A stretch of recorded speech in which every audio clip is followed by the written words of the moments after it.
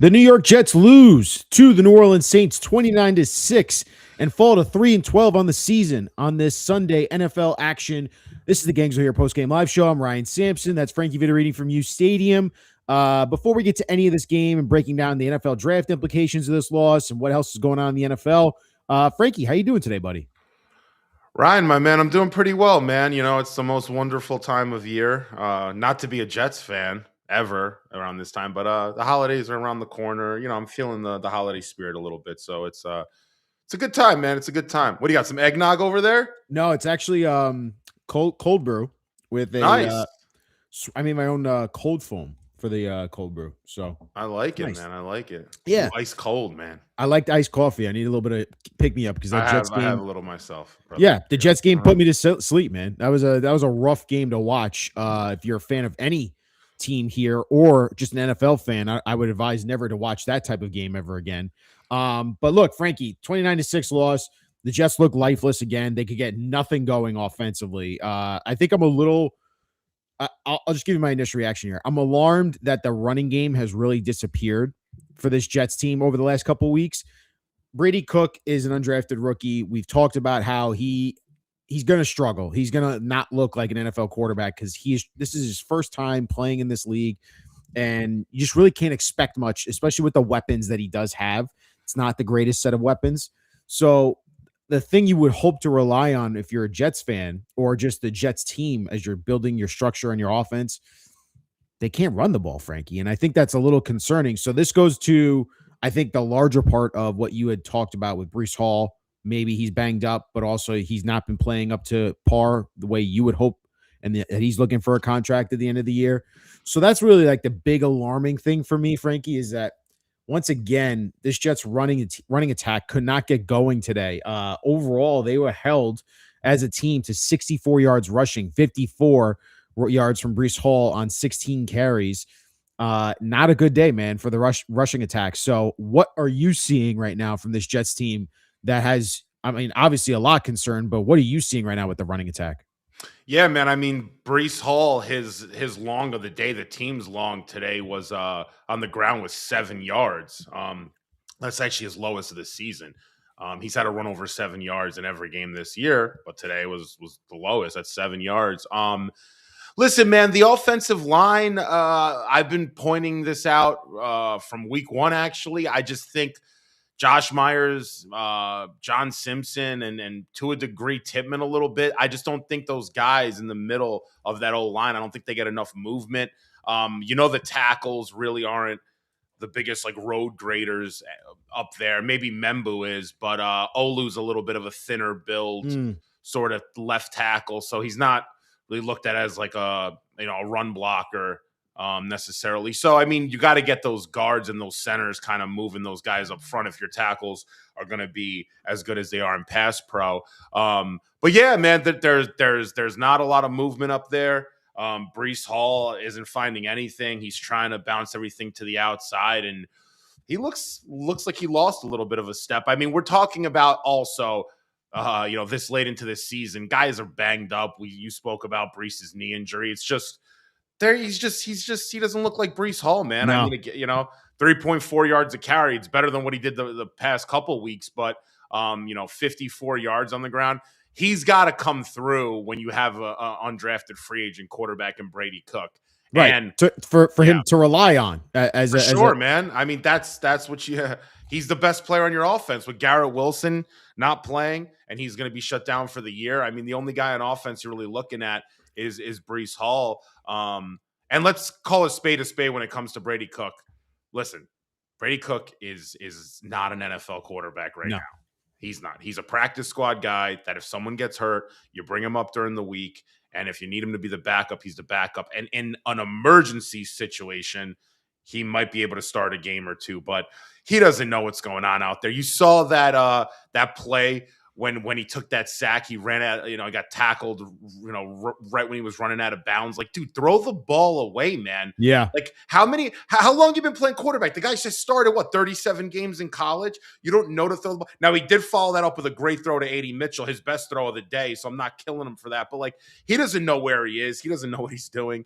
And and the Jets as a whole, man, that's as bad of a team you're going to field on a Sunday as you'll see, not only for our standards but around the NFL in general, man. Yeah, so I think it's a good way to describe what's going on with this offense right now, Frankie. It's been rough for Tanner Angstrand. I think he really can't operate the offense he would like. The timing, the precision that he likes to have probably was an offense because he comes from the Ben Johnson style where it's a lot of quarterback under center, play action, timing with the routes, timing from the reads, and it's just the Jets don't have any rhythm as an offense, and you can't really get anything going if you're going to try and do a lot of play action when your running game just doesn't get going at all. So yeah, it's concerning that Breece Hall has not had a good year. And it's been bad most of the time. I mean, he's had a couple of, up games. You think about the Cincinnati Bengals game where he looked amazing. He took over, and the Browns game, he looked really good too. It's just, he can't do it consistently. This Jets offensive line that gets a ton of praise. Again, I don't think they're great in the run game. They're pretty good in the pass game, but I can't really say they're pretty good in the pass game when your quarterback's taking 8 sacks. Now, a lot of that is to do with the quarterback.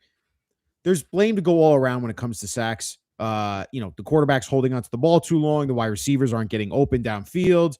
He's not raking his right reads, which affects the timing. And then also at the same time, these tackles, and I think they're fine, but it's the interior pressure I felt like Frankie really got after Brady Cook today.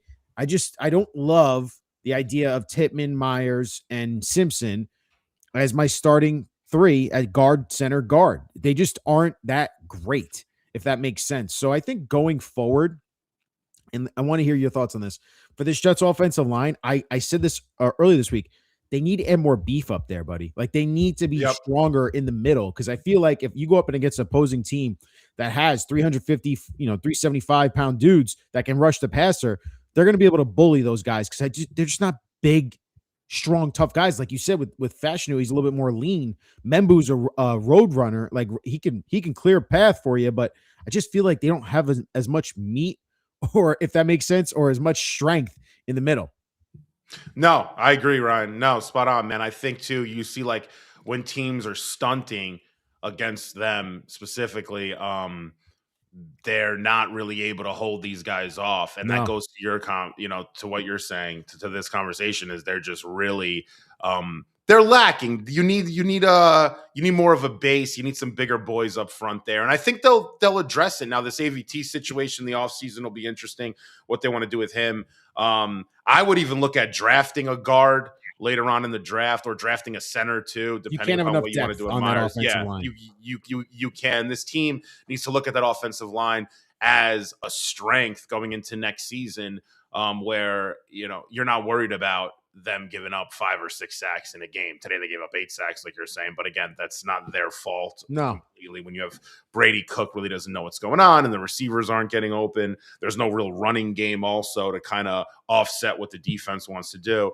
But yeah, man. I mean, like this game today, dude. It's like I don't remember the last time we've played in like meaningful football games. I don't even know what that looks like anymore. It seems like it's been forever. Over a year now where this Jets team is just like not playing meaningful games in December.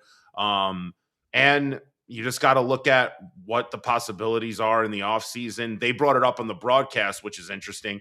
We're in, maybe the best position in the NFL right now, considering our cap space and our 5 first-round picks to do something in the offseason.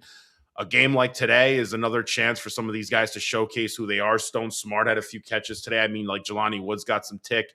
You want your guys to play a little bit. Stiggers had a few nice plays, but a game like today, man, I mean, like we're not going to remember this game. This is a kind of game it just goes in and it goes out, and unless you're stumping Kaz about a game like this in a few years when we're playing the Saints again, but this team is just it's every Sunday. It's just like today was a turn off the game day. I mean, I'll be honest, I was losing focus throughout the game. Oh, yeah. I was not as locked in today as I was dozing off in the second quarter. And then you texted me at halftime. How many yards did Tyler Shook have offensively for the passing? 206 yards he had passing in the first half. Yeah, Tyler Shook had a big day, bro. Yeah. I mean, so let's flip it to the defense, right? So we talked about how bad the offense is. We all know the offense needs to be addressed by all over the field. They need weapons. They need a quarterback. They need probably another running back to add to the room. They need a lot on the offensive side of the ball. They need probably address the entire interior of the offensive line. So that's the offense, and it all starts with the quarterback. They're going to try their best to address the quarterback. We'll get to that in a little bit. The defense, though. So we see the first weekend and first game of Chris Harris now that Steve Wilkes has been let go. It was more of the same. I appreciate the fact that they got a couple turnovers. Unfortunately, they were fumbles. They weren't interceptions. I know you have a stat about this, but this Jets defense, yeah, I mean, when you're getting lit up for 346 receiving yards by the Saints receivers today, Frankie, and the Saints overall threw for 328. It's not good. And you got lit up by Taylor Shook. Yeah, man. The New York Jets, everybody. We broke an NFL record today. The New York Jets broke a record today, but it's not a record that you want to remember. We broke a record. We are the first team in the Super Bowl era in NFL history, to not have an interception in 15 straight games. The New York Jets have broken the streak once held by the Robert Saleh San Francisco 49ers defense. The Jets, 15 in a row, bud. No picks. I thought we were going to get some today. I don't even think they got close to getting one today. This team does, to be honest, right? This team has a secondary issue. I know I wasn't the biggest Sauce Gardner guy, but they got to do some stuff back there. I mean, if they're not going to beef up that back end, they're going to get toasted all next season too, and maybe the season after that if they don't start drafting guys. And I'm not saying draft guys in the first round necessarily, but they got to get some safeties out there that can play, that can jump on balls, that are ball hawks. They need some corners that can make some impact plays, tip drill kind of stuff. I mean, this team, man, they weren't even close to getting a pick today, really. That's embarrassing. 15 games in a row without an interception. I mean, you have a head coach there that's a former cornerback. He's a corner.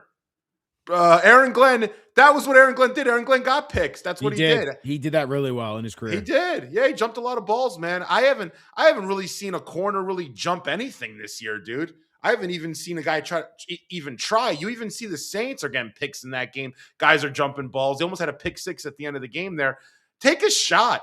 These guys play so safe, man. Now listen, I'm not judging, this team and this game necessarily as to who Aaron Glenn is as a coach, but man, I got to see a little bit more. Didn't it feel more like risky stuff out there? Well, so safe. You say playing it risky. They didn't be more risky. It felt like they were playing more man today, I think, than they were in previous weeks. So, yeah. Where under Steve Wilkes they were running a ton of zone. I don't know really what to take away from the defense. I mean, I like that Sherwood. This is funny from Christian Avila's right here. No interceptions all season is insane. You're 100% right, Christian. Improbable. It's improbable. You should have an interception just from like a Hail Mary at the half or end of the game, or like they call it a punt interception, like one of those from a quarterback just scrambling. But that's the thing. The Jets don't do anything well defensively. They don't put pressure on the quarterback. They don't stop the run well. I don't think the Saints really didn't try to run the ball today. It felt like more they were just trying to get through the passing attack going, and they were able to do a lot in the passing attack. And the Jets couldn't stop Taysom Hill today, made him look like an all-star weapon. I don't know, Frankie. It's just, for me, I'm frustrated that this defense has now become a serious issue again that needs to be pretty much rebuilt from the front all the way to the back end, like you're talking about. Definitely. They need a lot of infusion of talent defensively. They need playmakers, guys that are ball hawks that know, like, I'm going to be in the right place at the right time no matter what. There's just those type of guys in the NFL. You've seen them all the time. I'm not going to talk about go find your next Ed Reed, but like, there's guys you have to find that are aggressive, have the mentality and the mindset. I'm going to get the ball no matter what. One thing I will note today for the Jets defense, Frankie, is Jamie and Sherwood. I thought had his best game of the year by far. 11 tackles today, 1 sack. He had 2 tackles for loss, QB hit as well. I thought he played actually pretty well today, all things considered, which makes you wonder, was he not comfortable in Steve Wilkes' defense, in that scheme? And now Chris Harris calling plays. Maybe he's putting him in better situations for him to play. Yeah. I'll say this. Jamie and Sherwood's not the problem. I know he's been pointed at all year. People have been pointing the finger at him, saying that he's had like a terrible year. That's the furthest thing from the actual truth. Do I think he's some premier Mike strong side linebacker? No, I don't. But guys like Jamie Sherwood are good football players. So you're going to need that guy around. I know people want to get rid of him and get rid of this guy. Like, no, he's probably your best player on defense overall. So, like, you know, he's been bad in coverage this year, but again, to what you're saying, it's probably a scheme thing, man. He doesn't know where he is. I don't think him and Quincy are communicating things properly. They're always one step behind, but they both played well today, both of those guys. The Saints, like you said, they weren't trying to establish a run, but when they were trying to run the ball, they really didn't do much. They had 25 carries for 84 yards. They kind of contained Estime when they gave him, his limited touches, and Evan Hall, they tried to get him involved. The young kid, 5 carries, only 3 yards. But yeah, Quincy and Jamian both had 11 tackles. Did have a good game though on defense, bro. That I'm really, I'm happy for. Again, it's always in these games that like are kind of, I don't want to say meaningless, but they don't really matter. Is Will McDonald. He had a sack today. He had a few tackles. He was holding down that edge a little bit. I thought he played pretty strong. He had a strong second half, and I want to see that kid play well, man. He's a first round pick on our team. I know people want to get rid of him and whatnot, but you're gonna need guys like Will McDonald, Jamie Sherwood, Jermaine Johnson. You're gonna need these guys next year and the year after. You're not gonna have 11 new starters on defense, as much as people may want that. I mean, it's not the reality. These are homegrown kind of jet guys that Are they Pro Bowlers? No, but they're pretty good. And if you surround them with talent and you give them the right scheme, they'll make plays. They can play football at an above average level and have games where, like Sherwood, 11 tackles and a sack today. Well, McDonald had 4 sacks in a game this year. I mean, you want to replicate that stuff. A coach has to come in and say, Will, you had 4 sacks in a game. You can do it again. You could have 3 sacks in a game. You could average a sack a game. If you get your stuff together. That's what this team needs to do. But yeah, they're going to have to rebuild that defense. Now the question becomes, do you do it through the draft or do you do it via free agency? That's really the question there. Yeah, I think it's a good point by you, Frankie. And the other thing I'll say too with this defense is they're just broken. They're broken all around. And that's where, you get frustrated as a fan, because this was a top unit only 2 years ago. It was one of the best, if not the best defenses in the NFL. And they did a lot of things well. They got after the quarterback well. They were able to cause some turnovers, and really stop a lot of teams opposing, best weapons. It felt like. I understand you traded away Sauce. I understand you traded away Quinnen, but there's got to be a pride factor here for these guys, and I just wonder how the Jets are going to be able to fix this. I know they need to bring it. In my opinion, Frankie, they need to bring in a new voice to this defensive room next year. And it's got to be someone that's a leader and is going to be aggressive and coach these guys and put them in better positions and make them more comfortable to play free and play loose. There's something desired there. Yeah. Like there's something there with Jamie Sherwood, Will McDonald, Jermaine Johnson that you feel like someone needs to unlock. And to your point, yeah, they need a voice like that. They need, like what that Shula kid's doing with the Rams. They need somebody like that. And the other thing with this defense overall, man, like I just don't see enough blitzes. No. Now, I'm sure they're blitzing more than we think, and they're just picking it up, the offenses. The offensive lines are picking up our blitzes, or their protections are sliding properly. So it may not seem like they're blitzing as much as we think, but like, man, you got to get some clean hits on these quarterbacks, man. Tyler Shuck had all day back there, it seemed like today. I mean, that dude could do whatever he wanted today.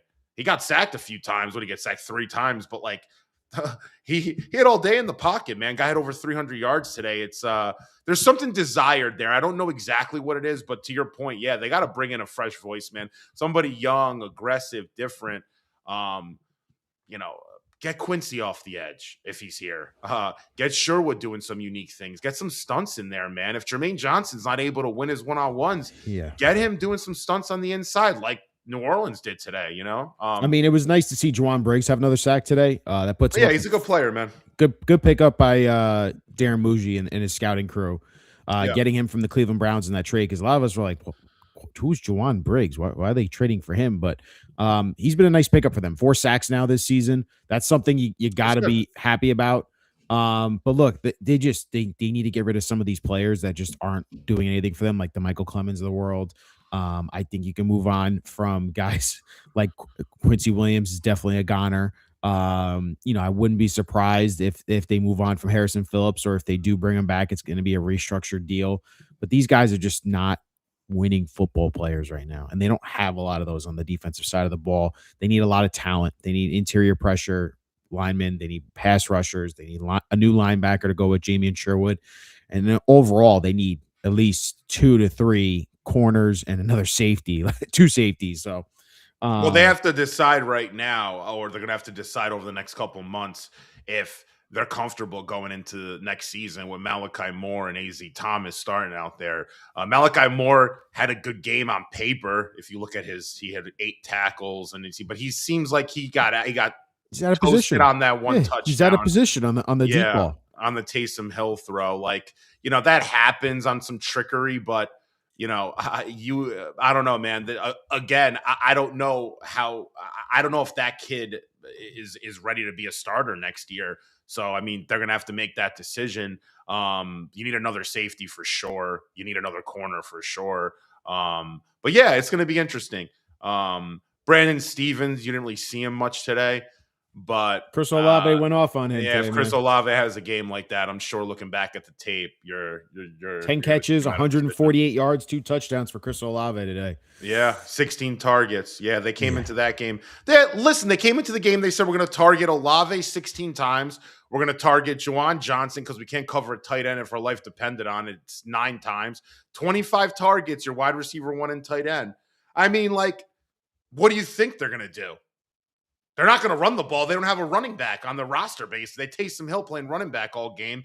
I mean, Evan Hall's not ready to play. They only gave him 5 carries. They're going to target wide receiver 1 and tight end. I don't think it will, and not to be negative, I don't think this Chris Harris guy put on anything unique today. I mean, it seemed like it was just rinse and repeat, kind of crappy, defense. They're kind of playing man all day and just doing some conservative stuff. This Jets team, they got to be more aggressive on defense, man. You got to take risks. You got to jump a ball. If you get beat, you get beat. You can't always. They play this bend but don't break, but they break. Yep, it's bend but break. That's the Jets defense all year. All right, the point is bend but don't break. They don't play that. They bend and they break. They're broken. They're broken as a team. It's crazy, man. Defensively, they are broken. All right, so look, that's the game. Jets lose 29-6. Now we're really going to turn our discussion into what really is important now, the draft implications, because we knew that this game was something we circled early when the Jets started 0-7, Frankie. We're like, we got to pay attention to that Saints game, because the Saints look like they might go winless as well. But look at them. They reeled off 3 wins in a row. They're now 5-10, so they think they're building around Tyler Shook, you would think, a guy they drafted in the second round. So they're not going to be looking at a quarterback. So now let's take a look at Tankathon, Frankie, as it's been updated after some big results that happened today. So Frankie and I pulling up here a Tankathon. As you can see, the Giants stay in the 1 spot. They lost their 9th game in a row today to the Minnesota Vikings. The Vegas Raiders are playing right now against a team that they have probably 0 chance to win in the Houston Texans. Down 7-0 already. Yeah, Geno Smith threw a pick 6. The Cleveland Browns lost to a close one. I thought we were going to get, when Josh Allen went out with an injury, I'm like, ooh, Cleveland might reel off a win. They need a quarterback still. I know it's crazy to say. Frankie's already revealed to me how much he doesn't like Shador. I agree with him. I don't think Shador is the answer. And I don't think Dylan Gabriel's good either, to be honest with you. So they're most likely going to be in the hunt for a quarterback. And who knows what goes on with that regime. And apparently Deshaun Watson's coming back next year, so maybe they're not after a quarterback. Who knows? Cleveland's a mess, just like us, though. We now move up from 6-4 thanks to the Tennessee Titans beating the Kansas City Chiefs without Patrick Mahomes, and Gardner Minshew got hurt, and the Chiefs look lifeless. So that helped the Jets big time because they have the worst strength of schedule.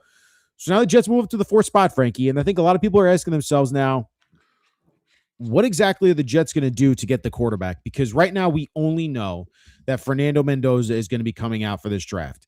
We hope that Dante Moore comes out. So if I go to the mock draft actually right now on NFL Tankathon, as you can see, they mock right now Fernando Mendoza going 2 to the Raiders, and then Dante Moore, if he does come out, to the Browns, which hurts the Jets. Right now, they have us taking Caleb Downs. I wouldn't hate that pick. I actually would like that pick a lot. Caleb Downs is a stud. I'm pretty sure you like him a lot too. You would be sad though if that worked out like that though. Oh, 100%. Going 2 picks before us, So let's talk about, again, this is the order here. I'm going to bring up Frankie and I again as we discuss this. So honestly, I mean, it's to a point now, Frankie, where if you're the Jets, you're looking at your schedule ahead here. The Raiders play the Giants next week, which in all likelihood is going to determine who's going to get the number 1 pick in the NFL draft. You also have a chance next week with the current way the schedule's set up. The Jets play the Patriots and the Bills to end the season. They're going to lose both those games. But next weekend, you have the Steelers at the Browns, and then you got the Giants at the Raiders. So if the Browns can somehow home beat Aaron Rodgers, who's beaten up right now, I wouldn't put it past them. Like, they have a very good defense. They're going to play them tough. They always do, it feels like. You kind of have to hope for Cleveland to win next week against Pittsburgh, and then you kind of have to hope, in my opinion, the Giants lose to the Raiders. And that way the Raiders rack off another win, and maybe the Jets have a chance to move past the Browns and the Raiders before the season's up. And you could be in that 2 to 3 range, and then you really have your choice of the quarterback. Yeah. I think the more realistic thing with the Browns there is playing the Bengals the last week of the season. I think that could be a game that they realistically could win. Because since he's out, they're all over the place. I could see the Browns potentially beating them that last week of the season. They are at home against Pittsburgh, but Pittsburgh's fighting for that division right now, trying to stay in that playoff spot they're in. So I don't know. I don't know if that's realistic, but yeah, man, I don't know with the Raiders and Giants. I'm going back and forth about it. I mean, some people think that the Giants wouldn't trade with us if push comes to shove. The Raiders are going. Don't forget, the Jets traded up with the Giants to get Breece Hall, right? I mean, they've had history in doing this. Like, there's no like rivalry there where the Jets and Giants will never trade with each other. If it's a good offer, it's a good offer. And what Frankie said is a great point before. The Jets have a ton of cap space, but the more important part is they got 5 first-round picks and 3 second-round picks in the next 2 seasons. That's right. 4 second-round. Oh, no, is it 3? 3 or 4? 3. Yeah, you have 8 high picks, and not to mention that Cowboys pick now in the second round this year is going to be a top 50 pick because they're not making the playoffs, Frankie. So the Jets have a ton of ammo to trade up with anyone. Now, the question is, if this becomes the scenario where Fernando Mendoza is the only quarterback and Dante Moore goes back to Oregon for his senior year. He's not going back. You think he's coming out? 100%. So you're convinced? 100%. I'm 100%. Dante Moore will come out. This is his time to come out, dude. He had such a good game. I mean, yeah, it was against James Madison. He's coming out, and he might be the first quarterback taken, by the way he's playing. I would like to see how he plays the rest of the playoffs. And I also want to see how Fernando Mendoza plays in the playoffs, too, because he's got some important games, in my opinion, if he wants to solidify himself as the number 1. For sure. If Mendoza goes on a championship run here with Indiana and he plays lights out, then that's going to solidify him and lock him up as the number 1 overall pick and the number 1 quarterback taken. Potentially, yeah. I'm just there is a possibility, though, the way Dante Moore is playing. If you look at his skill set, his traits, he checks off all these boxes for what teams look at when it comes to quarterbacks. Got the poppy arm. He gets the ball out fast. He can move. He can make any throw. Yeah, he checks off. He's like he's a cross between, like I always say, he's like a CJ Stroud meets Jordan Love kind of prospect. Just a little smaller than those guys, which kind of, for me, I'm not a huge fan of his size. I wish he was, a little bigger, but it is what it is. But yeah, man, I mean, like when that process starts, and it's starting already, he's going to go into interviews. They're going to see what he is like when it comes to the chalkboard, X's and O's. Ryan, when they see this guy work out, they're going to be impressed. He's going to impress these GMs And these scouts, I think, more than Mendoza. But you're right. I mean, it's probably more likely than not going to be Mendoza. But dude, there's a lot of murmurs about Dante Moore. I'm just saying, don't be surprised if he's the number one quarterback taken. Now that puts the Jets in an And it puts interesting them in an spot, interesting though. spot, though. Yeah, Like, because this is where next weekend you really need to root for the Raiders to somehow get a win against the Giants. Now, the Giants are playing bleh, 9 in a row losses is 9 in a row losses. Like, that's not good. They fired their head coach already. Mike Kafka does not look like a good head coach at all. And right now, Jackson Dart is just not playing good football, and he doesn't have many weapons to throw to. So you get concerned. Like, if you're, I wouldn't say concerned. If you're a Jets fan, though, you're rooting for the Raiders to beat the Giants, but the Raiders look just as bad and look just as lifeless. So it's really bad on bad there. But the way you have to root, Frankie, is you have to root for the Raiders to beat the Giants. So that way the Jets can move up. Because again, if you look at the strength of schedule, the Raiders currently at a 544. The Jets are at 534. So if they end up with the same record next week, because the Jets will lose to the Patriots, and then if the Raiders do beat the Giants, the Jets can move up to the 3 or 2 spot, depending on what happens with that Cleveland versus Steelers game. So, that's the way you got to root. You got to root for honestly, the Browns and the Raiders to both win next weekend. I just don't know if that's going to happen. I have a feeling the Giants are going to beat the Raiders, and the Raiders will slide up to that number 1 pick just because the Raiders are really bad, as are the Giants. It wouldn't, that's just my feeling. But if we are to have any luck here, Frankie, we really need the Raiders to win that football game next weekend. yeah, absolutely. And you also have to ask yourself, are you convinced? I'm convinced the Raiders are going to take a quarterback, right? Yes, So absolutely. Absolutely. the Browns are the more interesting question there. Do the Browns definitely want to take a quarterback? I would say yes. I'm like 75% there that they will, I'm thinking. But I'm not sure of that yet because of Shador and Dylan Gabriel. I mean, they just drafted these two guys. Like, do they want another rookie in there? And Deshaun's coming back. It might be a mess in there. It's already a mess, but yeah, it might be even more of a mess if you drafted another quarterback. It's a good point. Yeah, I think it depends. I think what this is what Cleveland's going to do, in my opinion. The Raiders are going to take either Mendoza or Moore. I don't know who it's going to be. I think you could flip a coin basically on it. Then the Browns, I think they're going to decide how in love are we with Mendoza and how in love are we with Dante Moore. They're going to scout both of them. They're going to go in and look at their situation. They're going to see if they're going to keep the coach around because I think they might get rid of the coach after the season. They might have a new head coach. He might love Mendoza, but not like Moore. If Mendoza gets drafted, they might not take Moore. They might trade back. Like, we don't know what's going to happen there yet. The one team is the Raiders. The Raiders are the team that's going to definitely take a quarterback. So, and it'll probably be their pick. They could Unless they win that game next weekend, then the Jets are primed, Frankie, to trade true. up with the Giants and secure the number 1 pick and pick the quarterback that they want. Because no matter how much ammo you have, if the Raiders want to take a quarterback, they're going to stick there at 1 and take the quarterback if they end up losing next weekend to the Giants. So I guess that's really the big question here, Frankie. Let's say in this hypothetical scenario, the Giants lose to the Raiders next week, and the Giants are solidified at the number 1 overall pick. If you're the Jets, do you trade multiple ones, including this second first-round pick that the Colts gave you, which is now turning into if you look at it, they're 18th right now. They're going to lose the rest of their games. I believe they play the Jaguars, and I forget who else. Who else do they play this year? They got the 49ers on Monday Night Football. Yeah. Then they got the Jaguars, and then they're home to the Texans. They're losing out. They're not winning another game this year. That pick is going to get up there in where you want it to be. Like, it's going to be in the top 15 range. Are you willing to give up a top 15 pick and the number 4 overall pick or 3rd pick, depending on where you are, to move up to that number 1 spot? Because it shouldn't take more than that. I am. Yeah. I think it's time then to get your opportunities solidify whether or not. Let's just say it's just Mendoza coming out. Moore decides to go back. Are you willing to do that for Fernando Mendoza? Yeah, I might be. Well, I mean, listen, I'm willing to do that maybe for either of them at this point.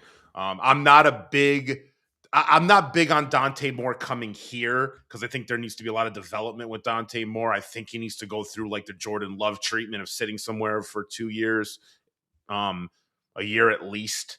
And I think Dante Moore could be really good because he has the skill sets that are NFL, our top level NFL kind of skill sets for a quarterback. He's NFL ready for sure. Mendoza to me is more interesting for us because I think he's ready. Like I think that kid can step in with Tanner Engstrand and our offensive That's his line. type of quarterback. It's his type of quarterback. He's like a Jared Goff kind of hybrid. Kirk Cousins.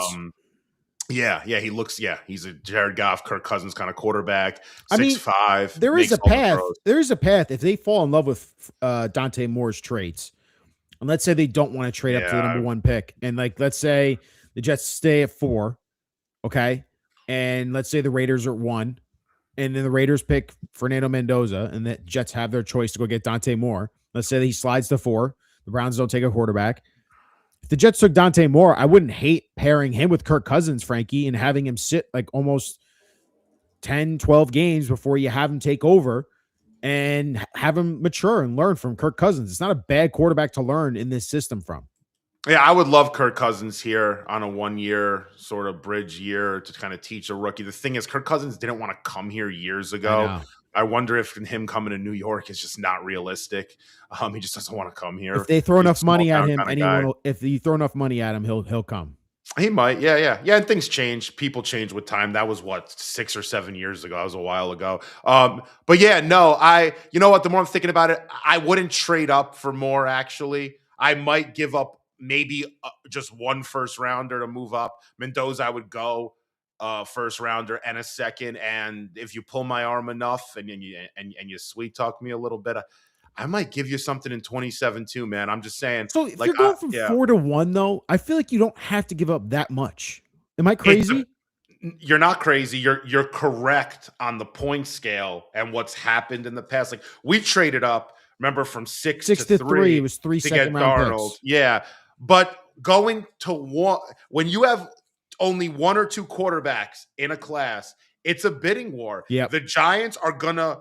They're going to listen and be open to offers. By the way, absolutely. Maybe the Giants should think about getting a quarterback. Just kidding. But no, but they're gonna put it out there. We're up for sale. Who's gonna give us the most picks? And and then you can't even though the Jets have 5 first-round picks, they have more ammo. Teams are going to be like, well, there's a tax for you because we know you got those extra picks, so we're going to ask for more from you. And totally. don't be surprised if like another team out there like a Arizona Cardinals or a Miami Dolphins get aggressive and they offer multiple first-round picks to go get Fernando Mendoza or Dante Moore because they fall in love with those guys too. So I think that's the big question, Frankie, is like if you're convinced you have to take one of these 2 quarterbacks, the Jets have to do everything in their power to trade up to the number 1 pick to just have the ability to say we now have the chance to control the draft at number 1 and pick who we love the most between Mendoza and Moore. I think Mendoza is the guy that they want. Everything I believe your company has reported from scouts and people you've heard from is that Mendoza is their guy. That's the guy they're circling. They've done a ton of scout work on him. Darren Muji's gone to multiple games of his. And he's the prototypical build and he's a good leader. Clearly well respected in the locker room. Everyone respects him around college football. And you just love his moxie, and he just seems to have the ability to, step up when the pressure is the most. So I have questions about his physical traits and if it'll work here in New York. It's different playing in Indiana than playing in New York City and playing in front of fans that are playoff starving for over 15 years. But if that's their guy, I fully support it. Go get the quarterback. The Jets need a quarterback. And this is their chance right now. They've armed themselves with so many picks. So it seems like it's the right move, Frankie, where no matter where they end up here, whether it's 4, 3, 2, or 1, the Jets are going to end up in the top 4 here as long as they lose out. And then let the chips fall where they may, and then they're going to be primed to move up to number 1. I would not be shocked if they do it early. It feels like they wouldn't take a risk, right, Frankie, of saying, let's wait until like draft night or the day before the draft to trade up to 1. They're going to get after this early, it feels like, to get that number 1 pick. I think so. And listen, they didn't trade Sauce Gardner and Quinnen Williams, getting 3 first-round picks, just to really sit on this year and not get a quarterback. So there is a conversation to be had about if that's the smartest thing this team should do or in their best interest long term. Do you just wait for 27 and just fill out the roster? But Aaron Glenn and Darren Muji and Tanner Engstrand are not going to want to sit there and go through another year of just crappy quarterback play. There's really no free agent you're really looking at that can come here and play quarterback. They're gonna go after something, man. I think they're gonna overpay to move up. I don't think it's gonna. Unfortunately, I mean, I wish it was just an extra 1 and a 2, swapping your first pick. But Ryan, I think there'll be a little bit of a bidding war for that pick. And the Jets having 5 first-round picks over the next 2 years, they have the luxury where they can say, "Oh, we'll give you an extra 1. Let's just get this done and move the hell on. Don't stop talking to anybody else. Don't play with your food." Yeah, yeah. I mean, and the other, the Jets have to realize something too.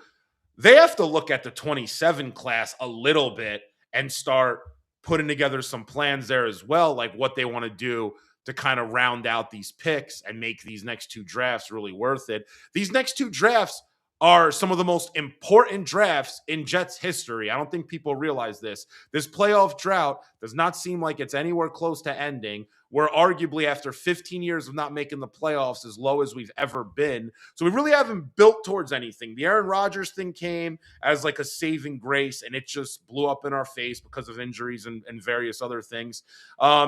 Zach Wilson thing didn't work out. The Darnold thing didn't work out before that. This team right now is in a very fragile kind of state, I would say, where like if they don't hit on these picks correctly and they don't figure the quarterback out, 15 years turns to 20, and then you start flirting with having the longest playoff drought in NFL history, and then things get really, really bad around here. Coaches are being fired. Players don't want to come here. We already have trouble. We already had trouble last offseason getting coaches to want to come here. Ben Johnson and Liam Cohen didn't even take interviews with us last year. And, I would have loved either of them, but they didn't even want to come here. So this team better get these next, couple drafts down pat. And like you're saying, don't play with your food, but also be a little bit smart with it as well. You got to nail these, Ryan. Out of those 5 picks, man, you got to get a quarterback out of it. Yep. And at least 2 premium position 2 players. impact players. Yeah. And I'm fine with it. You're not going to hit on every pick. No. Not all first round. But 2 out of the 5. And ideal word, 3 out of the 5, one of them being a quarterback hit. It has to be. Minimum. It has to be. Yeah. Minimum. I mean, I'll take a quarterback and 1 out of the other 4, maybe, depending upon it. We're probably going to have to move one of those. So, but I'm good with get me a quarterback and a Pro Bowler, and I'm good. I don't care about the other 3 first rounders you got. Like, I really don't care. Like, get the quarterback, get a premium player. You got Garrett coming back next year. Obviously, he's under contract. You got this whole line. The defense needs work, but you start building, and again, the offensive line is something I just want to keep beefing up, man. Like, if this team's smart, start drafting or start scouting. I can't draft now, but start scouting offensive linemen that you want to draft come April. Like, get another great guard in here. Maybe you move Tittman back to center. You don't know. Get a great center, and Myers can be a depth piece. Like, he struggled today. So, I mean, Simpson's probably going to be out of here. Oh, yeah. Get a guard to replace him if AVT's not an option. Like, that's what I would do. I'd get another tackle. You don't know. Like, Olu and Membo are going to miss games. Late round picks, I would get a tackle. Yeah. Depth, man. Depth. You might come in and have an extra tackle in a package or something. Get another tight end. Like, I'm telling you, man, that front line is got to be strong for this team, and that includes tight ends. I know we re-signed Rucker, but whatever. It's not a lot of money. People are going nuts about that. It is what it is. The guy's a third tight end. He's he's barely a 2. Get another tight end that's beefy, that can run block. Like, that's what they got to start doing, man. I think defensively, they got to, use free agency to kind of address the defense a little bit. You might want to draft a player here or there, but get some defensive guys in free agency. Try to get Jamian Sherwood, Jermaine Johnson, and Will McDonald to start playing, to start hitting a peak. Start getting into their actual prime as football players, which we're like waiting for. And And then, you can make things happen. But, dude, it comes down to the freaking draft, man. Darren Muji and Aaron Glenn, more so Aaron Glenn, man. This is a tall task, brother. Tall task, because it's not easy. It's not going to be easy. You're going to have to negotiate. You're going to have to call around the league. You're going to have to feel out what's going on, and you're going to have to figure out how the hell are you going to make this work, and specifically, how the hell are you going to get a quarterback in here? That's what it comes down to. Yeah, I agree with you, Frankie. Final thoughts for you as the Jets now are 3-12. And we're just trying to get through this season so we can get to this offseason talk that we're already about. But any final thoughts from you, buddy? Hey, man, it's just today was a weird day to be a Jets fan, right? Because you really, you're watching a game that you just don't care about anymore. And it sucks when the passion kind of leaves. Like today, I wasn't excited one way or the other. I wasn't. I wanted them to lose because I want a higher draft pick, but I'm not rooting one way or the other either. It's this team, man. They've really taken the passion out of us fans. Yeah, they killed the passion out of us. I don't have any more passion. I lost it last week as well. And I agree with you. I think the other thing to think about is that they are not a 23-point dog to the New Orleans Saints. The Saints aren't a 23-point better team than you. So I just wonder, if they're giving up themselves, and they shouldn't be playing as bad as they are. But this is what we said. Really quick. Did I go 6-0 in my picks? So Frankie, in our preview show, we always give him props over and unders. I've been so bad this year. I'm pretty sure I at least went 5-1. Okay, so let's start off with Tyler Shook, 217.5 pass yards. You had the over. That's a win. Brady Cook, 166.5 pass yards. Over. You had the over. That's a win. Chris Olave, 60.5 receiving yards. You had the over. That's a win. Adonai Mitchell, 40.5 receiving yards. You had the over. That's a win by 3 yards. Juwan Johnson, 37.5 receiving yards. You had the over. That hit. And finally, John Mechie, 35.5 receiving yards. You had the under. That's a hit. Let's go. Frankie went a full 6-0 last week. About damn time. It only took me 15 weeks, but we here, boy. We here. Frankie's record now improves from 39-52. He goes to 45-52. So now he's only down 7 units. I'm asking, though, I'm going to put in a formal request to the New York Post Sports for an amendment on those first touchdown bets, because I took some risky plays there, and it's not fair that I'm taking guys that are plus 800 to score first touchdown, and Kaz is taking Breece Hall. It's not fair. Or Garrett Wilson he took. My dumb ass, I'm taking Jeremy Ruckert. Come on. I'm asking for an amendment on one of those. I need one of those off. That's a post-game show. How'd you done the score prediction? What'd you so I had Saints over Jets 27-10. Yeah, you got the closest score. I had the closest score. So 29-6 final. You had you actually nailed that basically. I'm pretty close. 27-10. It ended up being 29-6. 28-24 you had, and Kaz did 23-21. Wasn't even that close. Yeah. I mean, we actually all had we hit the Saints right. We all had around, you got 27, I had 28. Kaz had, I think, 28 too. All right. Yeah, man. No more flowers. By the way, we are not giving out flowers. But you know what, man? Flowers to whoever watched that game. You know what? It's interesting because I'm trying to think of the last time the Jets were in a situation like this. 2020. 2020. Yeah. Where these last games don't matter. Yeah. But you're just trying to get through it. But the thing that sucks is there's no Trevor Lawrence at the end of the rainbow. Fernando Mendoza is not Trevor Lawrence, everyone. And I'm afraid that we're going to trade up and get this guy, and he's not going to be as good as everyone thinks he is. But I've been wrong on quarterback evaluations before. I think his bust rate is very low. But his bust rate, him not being playable, him being a Zach Wilson or Trey Lance, I don't think, or Justin Fields, I don't think that's in his ballpark, but I think him being a franchise quarterback or like a top 8 guy in the league, I think is a little far fetched. Where I think Dante Moore has a higher bust rate, very much so, but has a higher ceiling. Like Dante Moore, I wouldn't be surprised if in 3 or 4 years you're looking at him as like in that top 10 convo. I don't know if Mendoza will ever get there. It's kind of like Jared Goff. Jared Goff really never really got there in that top 10. He's been talked about around there, but that's kind of where he's at. But Goff's Jared played like a Goff, top 10 quarterback for a no, long he time. has. I'm before his Detroit days. I'm saying like when he was with the Rams. I mean, like I always said, Goff wasn't going to be a bust. I said, but I never thought that he was going to ever be like a top 5 quarterback. It's similar. Same thing with Kirk Cousins. He's like, yeah. I mean, if he's Jared Goff, that's a win. Yeah. The Jets have a win there if he's Jared 100%. Goff. If he's Kirk Cousins, it's a win for us. No. That's another conversation. But I'm saying, dude, Kirk Cousins can play. I told you I wanted Kirk Cousins before the season. Just remember that. Yeah, you were actually. We did a whole episode on Kirk Cousins versus Justin Fields. Those are the two options for the Jets. Remember that? Yeah. What are you gonna do? What are you gonna do? Dude, these games are so brutal. So bad. Today was the most boring game I've watched all year. Yeah. Easily. I did not care. I was like, oh, that's cool. Olave, Juwan Johnson. Hey, Raiders tied it up with the Texans.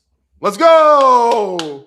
Can we get some life? If the Raiders beat the Texans today, that's a Christmas. Where does that put us? That would we put jump us, the Raiders? How's that strength of schedule? No, so the Browns would slide up to 2 and the Jets would slide up to 3. The Raiders would slide down to 4. So Browns and Jets would both move up to 2 and 3, and the Raiders would go from 2 to 4. Damn, wouldn't it just be nice, man, if we could just draft Fernando Mendoza and not give up anything? Well, hang on. So there's a path here. Let's say the Raiders did pull off an upset today. It would be a little mini Christmas miracle, Jets fans. I'm just giving you guys a heads up. That would be your present. It would be a Christmas present. Because then there's a path for the Jets to get the number 1 pick. Do you know what that is? If the Raiders win today, they move down to 4. The Jets go up to 3. Then next Cleveland needs to win. Cleveland needs to beat the Steelers, and the Giants have to beat the Raiders, and the Jets would end up with the number 1 pick. Damn. Dude, there is a path. This it all comes down to today, though. Today, the Raiders have to pull off the upset. All right, big Raiders fans, man. I'm getting if anyone has a Geno Smith Jets jersey, put it on right now. We need all the juju, baby. Put that damn thing on. I look forward to Frankie's tweet after the game when the Raiders pull off the upset, because then we're going to talk about this right here. But there's a path for the Jets to get the number 1 pick. There's a path. Frankie, that's a post-game show. Appreciate all you Jets fans coming in, chiming in the comments. Even if Jared Goff level quarterback, I think it's a huge win, Christian. I agree with you. It would be a massive win for the Jets. And yes, Valerie, tired of being a laughingstock. Frankie and I are the same way. We cannot wait for this Jets team to finally turn it around, but we've been waiting for it for over 15, 20 years. So, yeah, I don't know. That's a way to end the show. I hope everyone has a Merry Christmas and a nice holiday break if they get some time off this week. And if you don't celebrate Christmas, I hope you had a happy Hanukkah or whatever you celebrate. Happy holidays. Stay with some family, eat some good food, and just cherish your loved ones this week. Hold them tight. There's bigger things in life than this football team and the New York Jets. I got something. Go ahead. Do not gift any Jets jerseys to young children. Do not subject them to this team, please. So if you have any young kids or relatives or little cousins, don't give them a Jets jersey, please. All right? Give it to them when this team makes the playoffs. Make them make the playoffs first. Don't gift Jets stuff, because I know, this is the time of year where, young kids become Jets fans, and I think we should stop this from happening. We should start a movement. No jet skier, please. That's a post.